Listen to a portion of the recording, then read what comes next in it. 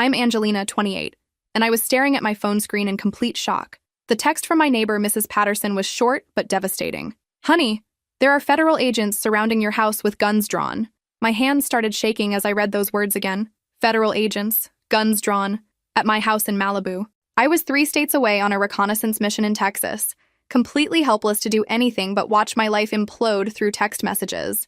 The irony wasn't lost on me. Here I was, trained to handle crisis situations, and I couldn't even protect my own home. My phone buzzed again. Another text from Mrs. Patterson. They're searching everything. Tyler's car is gone. Tyler. My 20-year-old brother who was supposed to be house-sitting while I was deployed. The same brother who'd begged me for weeks to let him stay at my place during his summer break from UCLA because his dorm was too depressing and he wanted to experience Malibu properly. I should have said no. I should have remembered that Tyler had never been responsible for anything in his entire life. But family guilt is a powerful thing, and I'd caved when he promised he'd just study and relax. Where are you watching from today? Drop your location in the comments below and hit that like and subscribe button if you've ever felt the sick dread of realizing you've been betrayed by someone you trusted. You'll definitely want to stick around for what happened next. Now, let me back up and tell you how I ended up here.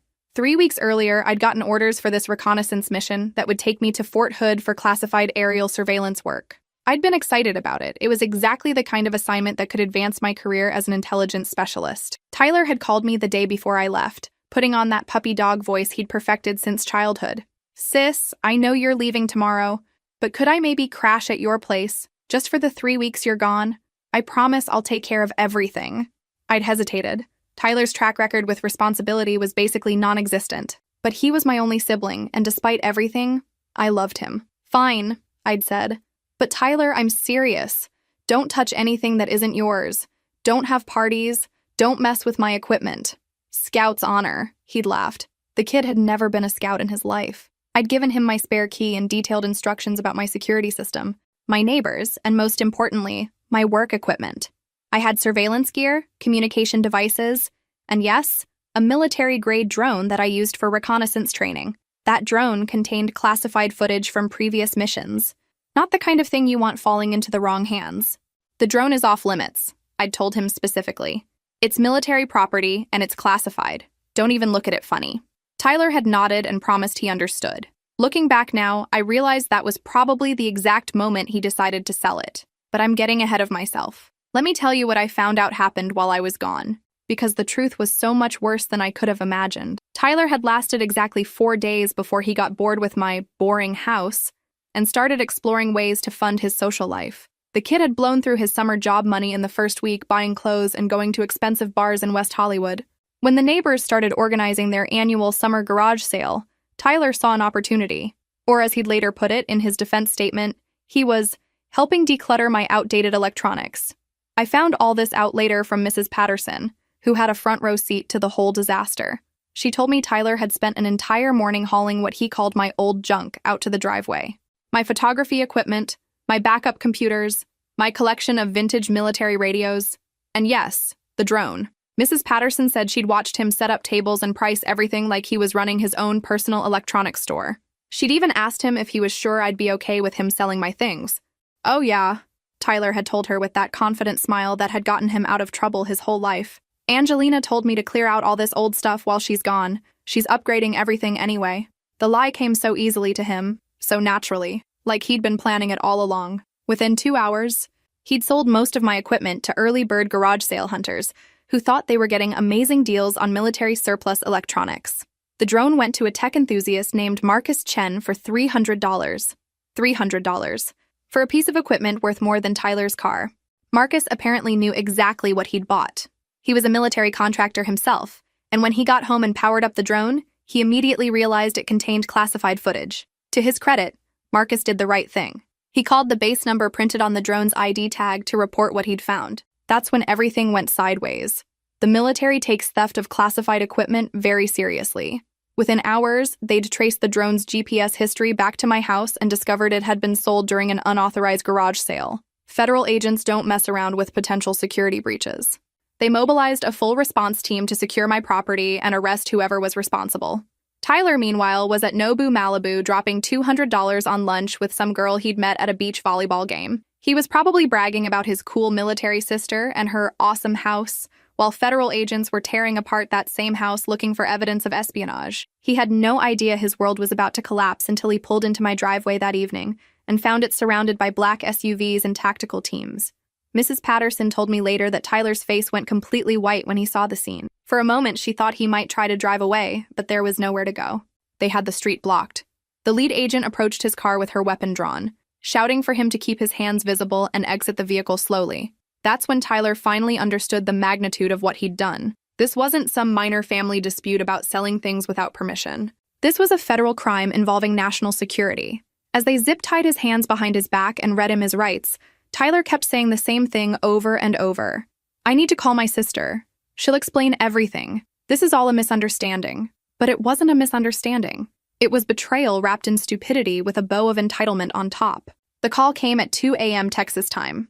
I was dead asleep in my barracks when my phone exploded with notifications, missed calls, texts, voicemails. The base duty officer knocked on my door to tell me I had an urgent family emergency call waiting. My first thought was that something had happened to our parents. I ran to the communication office in my pajamas, heart pounding, expecting the worst. Instead, I heard Tyler's voice, shaky and scared, calling from a federal detention facility. "Angelina? Thank God. Listen, there's been a huge mistake. The police arrested me, but I can explain everything. I just need you to come home and tell them." "Slow down," I interrupted, trying to process what I was hearing. "Where are you? What happened?" "I'm in jail," he said, and I could hear him starting to cry. "They're saying I stole classified military equipment, but I didn't steal anything. I just sold some old electronics at a garage sale. I thought they were yours." My blood turned to ice. "What electronics, Tyler?" "Just some old computers and cameras and that drone thing from your closet. The neighbors were all having garage sales and I needed some quick cash for—" I hung up on him. I literally hung up the phone and stood there in the communication office, staring at the wall while the full scope of what had happened crashed over me like a tidal wave. Tyler had sold my classified military equipment. Equipment that I was personally responsible for. Equipment that contained sensitive reconnaissance footage from multiple missions. My career was over. My security clearance was gone. I would probably face court-martial proceedings myself for failure to secure classified materials. All because my selfish, stupid little brother wanted beer money. Have you ever experienced that moment when someone you love destroys everything you've worked for? Share your story in the comments below. The duty officer was looking at me with concern. "Ma'am, do you need to make another call?" I nodded, though my hands were shaking so badly I could barely dial. I called my commanding officer first, then the base security office, then the FBI agent whose number the duty officer had been given. Each conversation was worse than the last. Yes, they confirmed, classified materials had been compromised. Yes, my brother was in federal custody. Yes, I needed to return to California immediately for questioning. But here's the part that really broke me. Tyler called back 3 more times that night, each time more frantic than the last, begging me to fix this for him. "You have to tell them I didn't know," he pleaded. "Tell them it was an honest mistake. You can get me out of this, right? You know people. I know people. Like I was some kind of fixer who could make federal crimes disappear with a phone call." "Tyler," I said during his final call, my voice deadly calm, "do you understand what you've done?" "I made a mistake," he said quickly. "But we can fix it. You can fix it. You're good at fixing things." "I can't fix this," I told him. "You sold classified military equipment. Equipment that I was responsible for protecting. Equipment that could have put American lives at risk if it had fallen into the wrong hands." "But it didn't," he protested. "The guy who bought it called the army. Nothing bad happened. Nothing bad happened. As if my career and reputation and security clearance were nothing. As if the trust placed in me by my country was nothing. "You're going to need a lawyer, Tyler," I said. "A good one, because I can't help you with this." "What do you mean you can't help me?" "I'm your brother. And I'm a soldier," I replied, "and you just made me complicit in a security breach." I hung up again and turned off my phone. I had some hard thinking to do about what Tyler's betrayal really meant, and whether our family bond was worth destroying my principles to protect him. The flight back to Los Angeles was the longest 3 hours of my life. I kept thinking about how Tyler's stupid decision was about to unravel everything I'd worked for over the past decade. I'd enlisted right out of high school when Tyler was only 10 years old. While our parents focused all their attention on their youngest child, I'd found purpose and family in the military. I'd earned my rank through skill and dedication, not family connections or special favors. Tyler, meanwhile, had grown up as the golden child who never faced real consequences. Our parents had bailed him out of every scrape, covered every mistake, and somehow convinced themselves that spoiling him was the same as loving him. When his grades tanked sophomore year of high school, they hired tutors instead of making him repeat classes. When he crashed Dad's car, they bought him a new one. When he got caught cheating on his SATs, they hired a lawyer and donated money to get him into UCLA anyway. I'd watched all of this from a distance, telling myself it wasn't my problem. Tyler was their responsibility, not mine. But now he'd made it my problem in the worst possible way. The FBI agents who met me at LAX were professional but firm. Special Agent Morrison and Agent Kim escorted me to a black sedan and drove me straight to the federal building downtown, not to my house. "We need to establish a timeline of events," Agent Morrison explained, as we settled into an interrogation room that definitely didn't feel friendly, starting with when you last had physical custody of the equipment. I walked them through everything: the mission orders, Tyler's request to house sit, my specific instructions about not touching my equipment, the classified nature of the drone footage. "Did you have any reason to believe your brother might attempt to sell military property?" Agent Kim asked. I hesitated. The honest answer was complicated. Tyler had always been irresponsible with money, but I'd never imagined he'd be stupid enough to sell something that obviously belonged to the military. "My brother has poor judgment about money," I said carefully, but I specifically told him the drone was off limits and explained that it contained classified materials. They asked me about my security protocols, my storage procedures, my background check history. Every question felt like an indictment of my fitness to handle classified materials. After 2 hours of questioning, they drove me to my house to assess the damage. The place looked like a crime scene. Evidence tape across my front door, tire tracks on my lawn from the tactical vehicles, my garage door standing open with clear signs that everything inside had been searched and cataloged. Mrs. Patterson came over as soon as she saw me arrive. "Oh, honey," she said, pulling me into a hug. "I am so sorry. If I'd known what Tyler was planning, I would have stopped him." "It's not your fault," I told her, though part of me wondered if it was mine for trusting him in the first place. She told me about watching Tyler set up his makeshift electronics shop, about how confident he'd seemed about having permission to sell everything. "He told everyone you'd said it was okay," she said. "He had an answer for every question. That boy could charm a snake out of its skin." That was Tyler, all right. Charming and convincing, and absolutely convinced that rules didn't apply to him. Agent Morrison handed me a card with Tyler's booking information. "He's been assigned a public defender, but you might want to consider private counsel. The charges are serious." 24 hours earlier, I'd been a decorated soldier on track for promotion. Now I was the sister of a federal prisoner, my own career hanging by a thread, while I considered whether to hire a lawyer for the person who'd destroyed my life. The next morning, I sat in my kitchen drinking coffee and staring at the empty spaces where my equipment used to be. The FBI had returned some items that were clearly personal property, but anything that could be considered evidence was gone indefinitely. My phone had been buzzing nonstop with calls from Tyler, from our parents, from his public defender, from reporters who'd somehow gotten my number. I'd ignored them all. I needed to think clearly about what came next, and I couldn't do that with Tyler's voice in my ear begging me to save him from the consequences of his own actions. Our parents finally drove down from their house in San Francisco, arriving around noon in a state of controlled panic. "We came as soon as we heard," Mom said, rushing to hug me as if I were the one who'd been arrested. "This is all just a terrible misunderstanding. Tyler didn't mean any harm. Dad was more practical. What kind of lawyer does he need? Money isn't an object here." Money isn't an object. Of course it wasn't.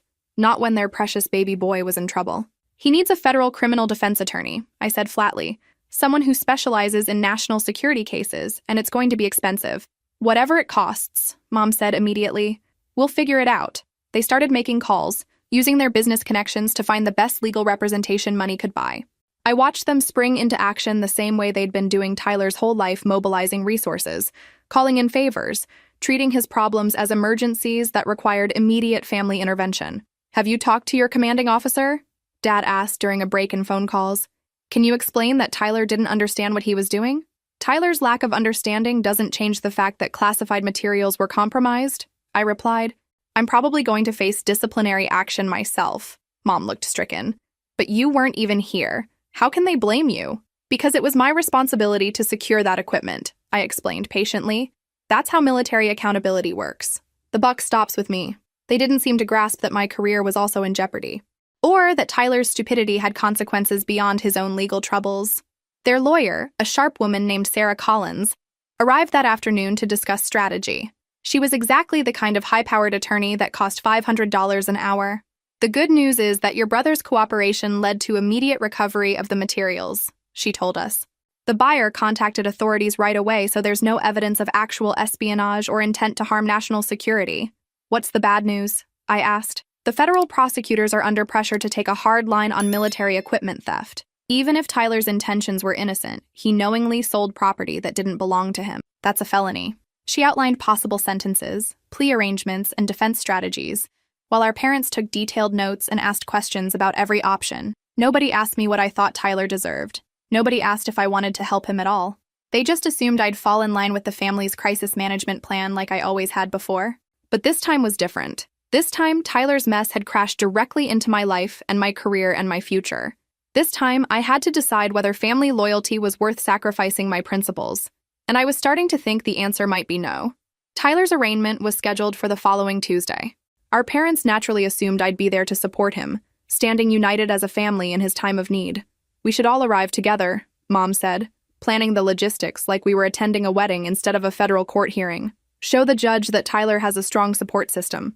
I let them make their plans while I made my own decision. On Tuesday morning, I put on my dress uniform and drove to the federal courthouse alone. I wasn't there to support Tyler.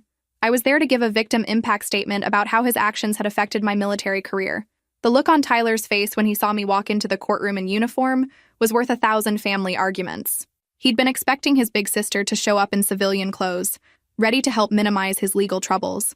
Instead, I sat in the section reserved for law enforcement and military personnel, clearly identifying myself as someone Tyler had wronged rather than someone who was there to help him. His public defender had done a decent job preparing a defense based on Tyler's youth, his lack of criminal history, and his genuine remorse.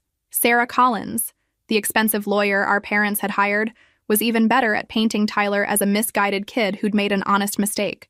But when the prosecutor called me to give my statement, the tone of the hearing shifted dramatically. Sergeant Williams, the prosecutor began, can you describe the impact of the defendant's actions on your military career? I stood straight and spoke clearly, the way I'd been trained to give briefings. Your Honor, the defendant's theft and sale of classified military equipment has resulted in a complete security review of my clearance status. I am currently suspended from all intelligence-related duties pending the outcome of that review. My career advancement has been indefinitely postponed, and I may face administrative discipline for failure to properly secure classified materials. Tyler's lawyer tried to interrupt, but I continued. The equipment the defendant sold contained reconnaissance footage from multiple classified missions. While the materials were recovered quickly thanks to the integrity of the buyer, the security breach could have had serious national security implications if they had fallen into hostile hands. I looked directly at Tyler for the first time since entering the courtroom. The defendant is my brother, and I want to be clear that I believe his actions were motivated by selfishness and poor judgment rather than malicious intent. However, the impact on both my career and national security remains the same regardless of his motivations. You could have heard a pin drop in that courtroom. Tyler was crying now, probably realizing for the first time that his actions had consequences beyond his own legal troubles. Our parents looked shocked that I'd testified against him instead of for him. The judge sentenced Tyler to 6 months in federal prison, followed by 2 years of supervised probation and 500 hours of community service. He also ordered Tyler to pay restitution for the cost of the security review and investigation. Our parents immediately began planning their visits to the federal facility where Tyler would serve his time. They talked about commissary money and phone calls and making sure he had everything he needed to be comfortable. I walked out of the courthouse and drove home without speaking to any of them. That evening, Dad called to demand an explanation for my betrayal of family loyalty. Tyler needed our support today, he said angrily. Instead, you made things worse for him. Tyler needed consequences, I replied calmly. Something he's never gotten from this family. He's going to prison, Angelina. Isn't that consequence enough? For stealing classified military equipment? Actually, no. It's exactly the consequence he earned. I hung up and turned off my phone. For the first time in Tyler's life, I wasn't going to clean up his mess. I wasn't going to visit him in prison, send him money, or help him get back on his feet when he got out. Tyler was about to learn what it meant to live without a safety net, and our parents were about to learn what it meant to enable someone into real trouble.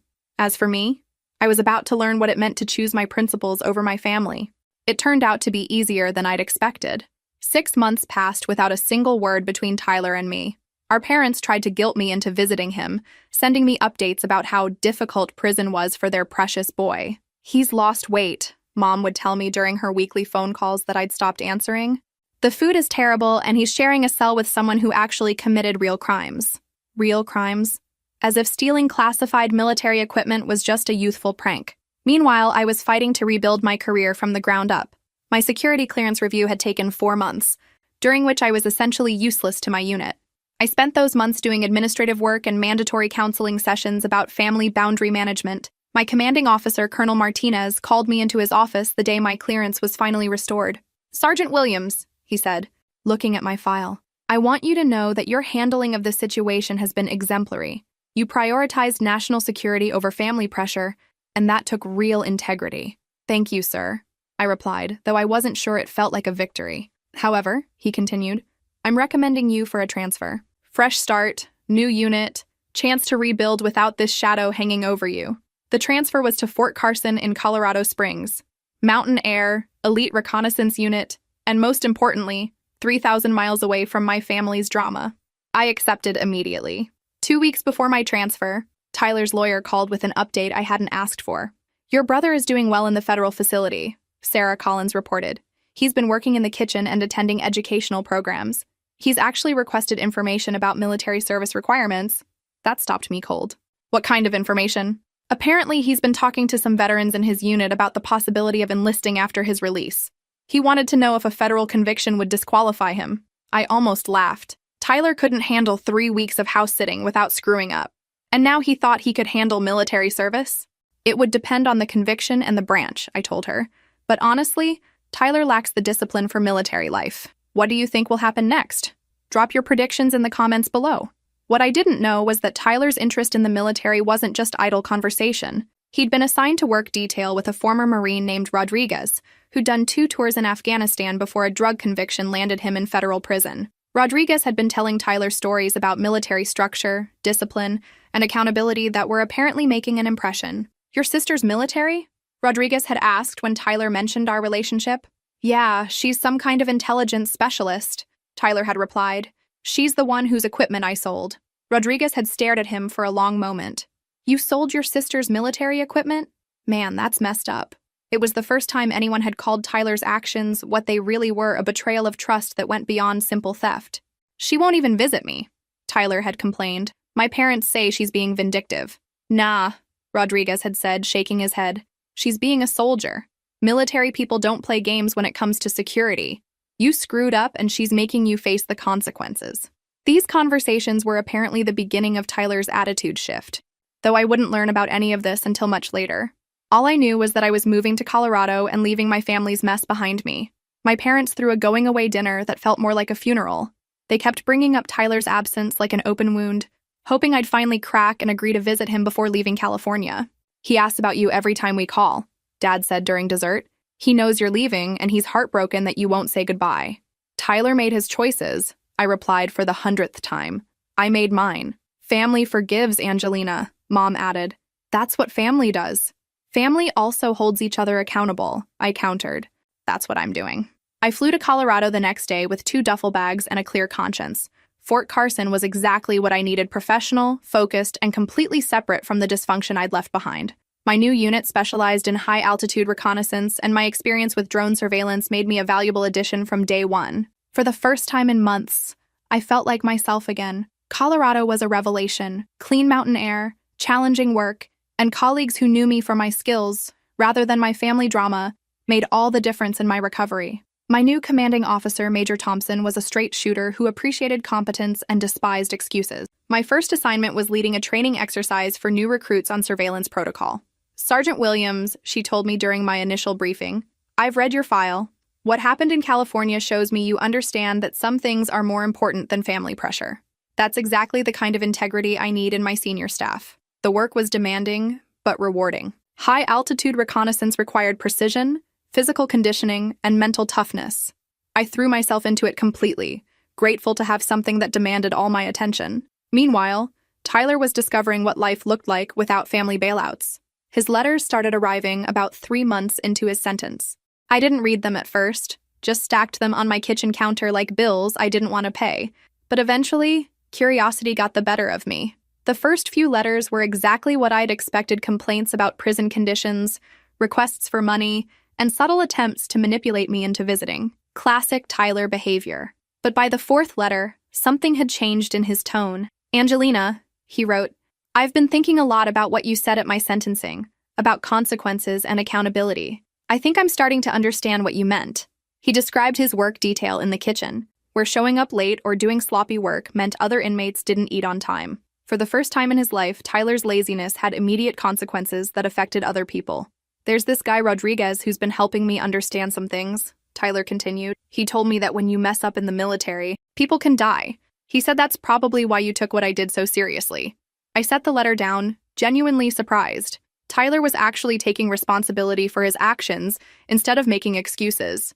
The letters kept coming, documenting what seemed like genuine personal growth. Tyler wrote about educational programs he was attending, about learning to budget the small amount of money our parents sent for commissary items, about understanding for the first time how his privileged upbringing had failed to prepare him for real life. I've been talking to Rodriguez about military service, one letter said. He thinks I might be able to get a waiver for my conviction if I can prove I've changed. I know you probably think I'm not cut out for it, but I want to try. I wrote back for the first time, a short note that said simply, "Talk is cheap, Tyler. Actions matter." His response surprised me again. "You're right," he wrote. "Actions matter. That's why I'm not asking you to believe I've changed. I'm just asking you to watch what I do after I get out." 6 months later, Tyler was released to a halfway house in Los Angeles. Our parents immediately offered to let him move back home, pay for his remaining college tuition, and essentially pick up where they'd left off before his arrest.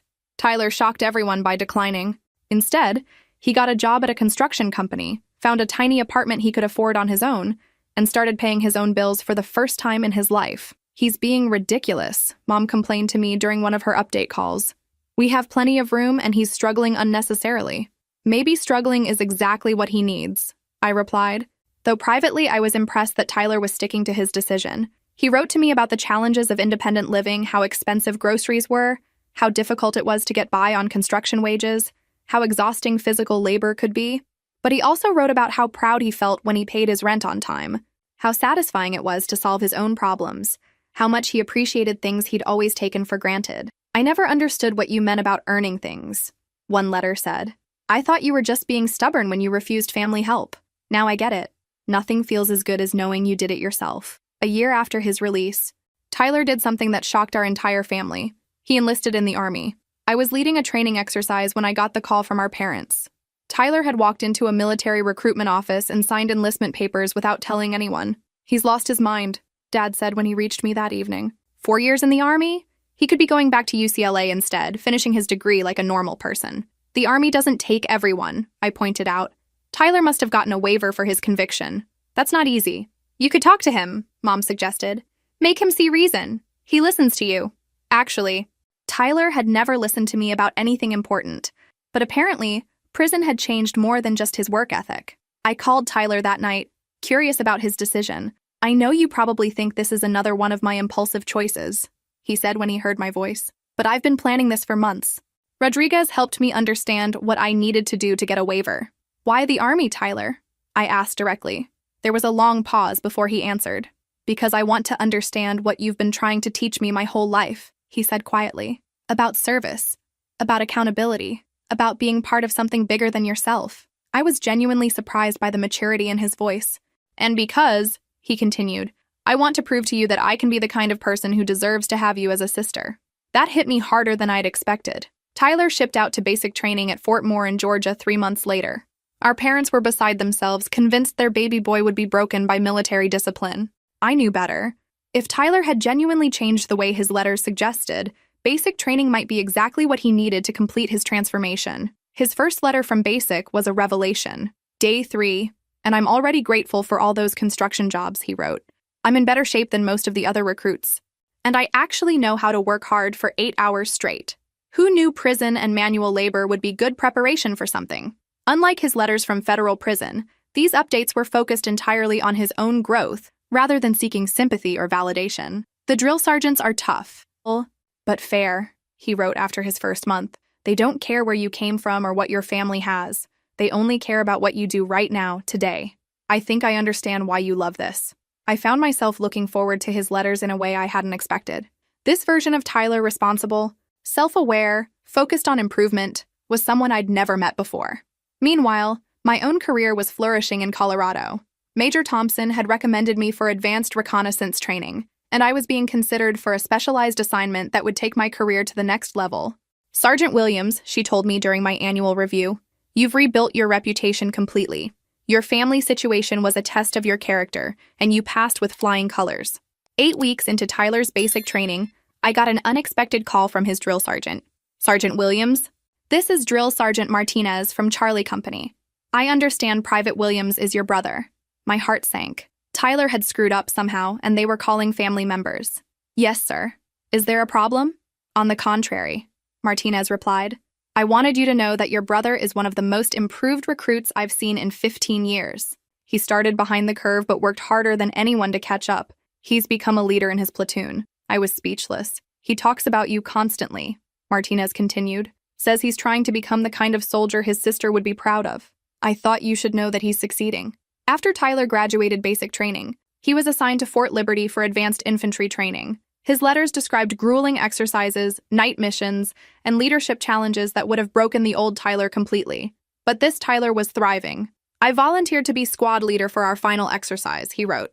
6 months ago, I couldn't even be trusted to house sit without stealing your stuff. Now I'm responsible for 8 other soldiers. It's terrifying and amazing at the same time. 2 years passed like this, Tyler excelling in his military service while I advanced in my own career.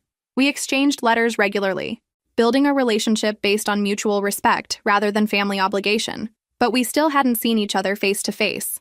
That was about to change in a way I never could have anticipated. I was scheduled for a routine assignment at Fort Liberty, conducting a training assessment for new reconnaissance units. It was supposed to be a 3-day evaluation of their drone surveillance capabilities. What I didn't know was that my colleagues back at Fort Carson had been planning something special. Major Thompson had noticed that I'd been exchanging letters with my brother for over 2 years without ever seeing him. She'd also noticed that I'd never taken the leave time I'd earned during my time in Colorado. Williams, she'd told me before I left, take some extra time while you're at Fort Liberty. You've earned it. I'd assumed she meant I should visit the coast or explore North Carolina. I had no idea she'd been coordinating with people at Fort Liberty to arrange something much more significant. My first day at the base was routine. I evaluated training protocols, observed drone operations, and met with unit commanders about surveillance improvements. But on the second day, Captain Rodriguez, no relation to Tyler's prison mentor, asked me to observe a special demonstration. We've got a reconnaissance team doing a live exercise, she explained. Their squad leader specifically requested that you evaluate their performance. I agreed, curious about which unit had made this request. The exercise was set up in a mock village scenario where the reconnaissance team had to identify and neutralize simulated threats while gathering intelligence. Standard training, but executed with impressive precision. The squad leader was directing his team with confidence and skill that impressed even me. His voice was familiar, but I couldn't place it from my position in the observation area. Alpha Team, advance to Position 2, he commanded. Bravo Team, maintain overwatch. Delta, prepare to deploy the surveillance drone. It wasn't until the exercise concluded and the squad leader removed his helmet that I understood what was happening. Tyler, my little brother, now a staff sergeant, stood at attention while his commanding officer debriefed the exercise. He looked older, more mature, and completely comfortable in his leadership role. I stared at him in shock, trying to reconcile this professional soldier with the irresponsible kid who'd stolen my equipment 4 years earlier. Captain Rodriguez appeared beside me with a smile. Surprise, she said quietly. Staff Sergeant Williams specifically requested this assignment when he heard you were coming for evaluation. He's been planning this demonstration for weeks. Tyler's commanding officer was finishing his debrief. Outstanding work, Sergeant Williams. Your team executed flawlessly under observation conditions. Thank you. Sir? Tyler replied in a voice I barely recognized, confident, respectful, and completely professional. Then his commanding officer said something that stopped my heart. Staff Sergeant Williams, I believe you have a distinguished visitor you'd like to meet. Tyler turned toward the observation area, his eyes finding mine immediately. For a moment, we just stared at each other across the training ground. 4 years of separation, transformation, and growth stood between us. Then Tyler approached, came to attention, and saluted. Sergeant Williams, he said formally. Permission to speak freely? I returned his salute, my mind reeling. Permission granted. Tyler's military bearing dropped slightly, and for the first time, I saw my little brother's eyes in this confident soldier's face. I know I don't deserve your forgiveness, he said quietly, his voice carrying just far enough for me to hear. But I hope I've earned the right to ask for it. I looked at this man who'd once been so selfish and irresponsible that he destroyed my career for beer money. Now he was a respected squad leader who'd organized an entire military demonstration just to show me who he'd become. "Tyler," I said, my voice surprisingly steady, "you didn't just earn the right to ask. You earned the answer you're hoping for." He smiled, then the first genuine smile I'd seen from him since he was a child. "Does this mean you'll finally let me buy you dinner?" he asked. "I know a place that serves something other than prison food and MREs." I laughed despite myself. "Staff Sergeant Williams," I said formally, "I accept your invitation." But I wasn't quite ready to forgive everything just yet. That evening, Tyler and I sat across from each other in a small restaurant near Fort Liberty. 4 years of separation had created a gulf between us that wouldn't be bridged by a single conversation, no matter how impressive his military transformation had been. "I need you to understand something," I told him after we'd ordered. "What you didn't just affect my career, it affected my entire sense of trust. Not just in you, but in family relationships in general." Tyler nodded, his expression serious. "I know. I've had 4 years to think about what I took from you." "Have you?" I asked pointedly. "Because our parents act like it was just a youthful mistake that everyone should forget about. Our parents still don't understand what I did," Tyler replied. "They think I stole some equipment and got caught. They don't understand that I betrayed your trust and endangered your career and possibly national security." That surprised me. The old Tyler had always hidden behind our parents' minimization of his actions. "Rodriguez helped me understand the difference," Tyler continued. "He explained military accountability and how what I did was basically the same as if I'd sold out your entire unit." I studied his face, looking for signs of the manipulation I'd grown accustomed to, but Tyler's expression was genuinely remorseful, without the calculating look that used to accompany his apologies. "Why didn't you call me when you enlisted?" I asked. Tyler looked down at his hands. "Because I knew you'd think it was another impulsive decision, another way to avoid real consequences. I needed to prove I was serious before I had any right to contact you." 2 years of letters wasn't contact? "Letters were safe," he admitted. "You could ignore them if you wanted to. Calling would have been forcing you to deal with me before you were ready." I had to acknowledge that he was right. If Tyler had called me from basic training, I probably would have assumed he was looking for sympathy or trying to manipulate me into supporting him. "Tell me about your squad," I said, changing the subject to safer ground. Tyler's face lit up as he described his team, 8 soldiers from different backgrounds who'd learned to trust each other completely. He talked about training exercises, leadership challenges, and the responsibility he felt for their safety and success. "It's the first time in my life that other people depended on me for something important," he said. "Not for money or favors or getting them out of trouble, but for leadership and protection. It changes everything." "How so?" "When someone's life might depend on your decisions, you can't afford to be selfish or lazy or careless," Tyler explained. "Every choice matters. Every detail matters. I finally understand what you tried to tell me about accountability." We talked for 3 hours. Tyler told me about his plans for military advancement, his goal of becoming a reconnaissance specialist like me, and his hope of eventually earning assignment to an elite unit. But he also acknowledged the damage he'd done to our relationship. "I don't expect you to trust me immediately," he said as dinner ended. "I know I have to earn that back, but I hope you'll give me the chance to try." I considered his request carefully. The Tyler sitting across from me was genuinely different from the irresponsible kid who'd betrayed me 4 years earlier. But forgiveness wasn't just about his transformation, it was about my willingness to risk being hurt again. "Here's what I'm willing to offer," I said finally. "We can rebuild our relationship slowly, based on your actions rather than your promises. But Tyler, if you ever betray my trust again, in any way, it's over permanently." Tyler nodded solemnly. "I understand, and I accept those terms." As we left the restaurant, Tyler stopped outside. "Angelina," he said quietly, "there's something else I need to tell you." My heart sank. Here it came, the real reason he'd arranged this meeting, the favor he needed, the problem he wanted me to solve. "I'm deploying to Afghanistan in 6 months," he said. "And I wanted you to know that if something happens to me over there, the last 4 years have been worth it. Not because of the military career, but because they gave me the chance to become someone you might actually be proud of." I stared at him, completely unprepared for this revelation. "Tyler," I said slowly, "I am proud of you. Not because you became a soldier, but because you became a man who takes responsibility for his actions." For the first time since he was 10 years old, Tyler hugged me, and for the first time in 4 years, I hugged him back. But his deployment news had shaken me more than I wanted to admit. Just when I was getting my brother back, he was going into danger. Maybe it was time to let go of the past completely and focus on whatever future we might have left. Tyler's deployment to Afghanistan lasted 15 months. During that time, we exchanged emails regularly, building the relationship we'd never had as siblings. His messages described the challenges of combat leadership, the responsibility he felt for his squad's safety, and the personal growth that came from facing life-or-death situations. But they also revealed a maturity and perspective that impressed me constantly. Being deployed makes you realize what actually matters, he wrote after 3 months in country. I used to think I deserved things just because I existed. Now I understand that everything worth having must be earned, including the respect of the people you lead and love. I found myself genuinely worried about his safety in a way I'd never experienced before. The irresponsible kid who'd sold my equipment had been easy to write off, but this version of Tyler, thoughtful, dedicated, courageous, was someone I couldn't bear to lose. When he returned from deployment, Tyler had been promoted to Sergeant First Class and awarded a Bronze Star for valor during a reconnaissance mission that saved his entire platoon from an ambush. Our parents threw a welcome home party that I actually attended, flying in from Colorado to celebrate his safe return. Watching Tyler interact with our family was like seeing a completely different person. He was respectful but not submissive, confident but not arrogant. When our parents tried to baby him or make excuses for his past behavior, he gently redirected the conversation. I made serious mistakes, he told them firmly when Mom tried to minimize his conviction. Mistakes that hurt Angelina and could have endangered national security. I'm grateful for the second chance I've been given, but I don't want anyone to forget what I did wrong. After the party, Tyler and I took a walk along the beach near our parents' house.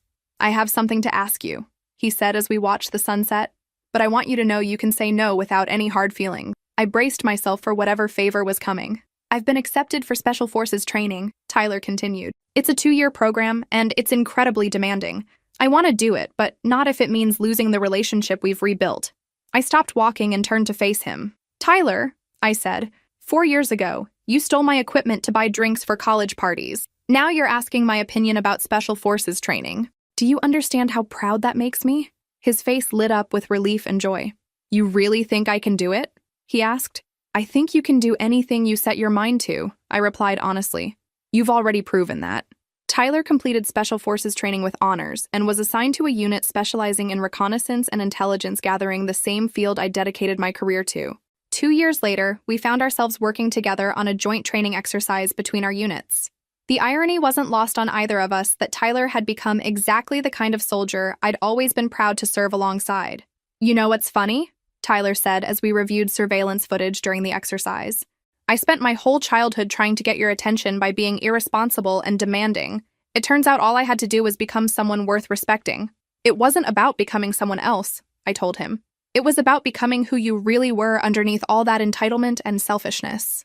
As I watched my brother, now a decorated Special Forces sergeant, brief his team on reconnaissance protocols, I thought about the journey that had brought us here. Tyler's betrayal had nearly destroyed my career and shattered my trust in family relationships.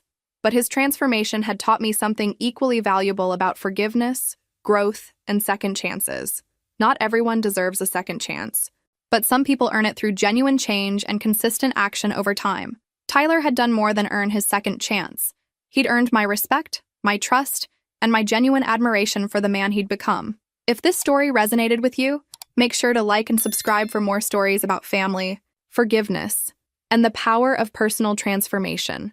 Sometimes the people who hurt us most can also teach us the most about grace and growth. Our relationship today isn't perfect, but it's real in a way it never was before. Built on mutual respect rather than family obligation, strengthened by shared values rather than shared DNA. Tyler kept his promise to show me who he could become, rather than asking me to believe who he said he was. And I learned that forgiveness isn't about forgetting what someone did to you. It's about choosing to focus on who they've become instead of who they used to be. The best revenge against betrayal isn't punishment. It's watching someone become worthy of the trust they once broke, and knowing you were strong enough to give them that chance.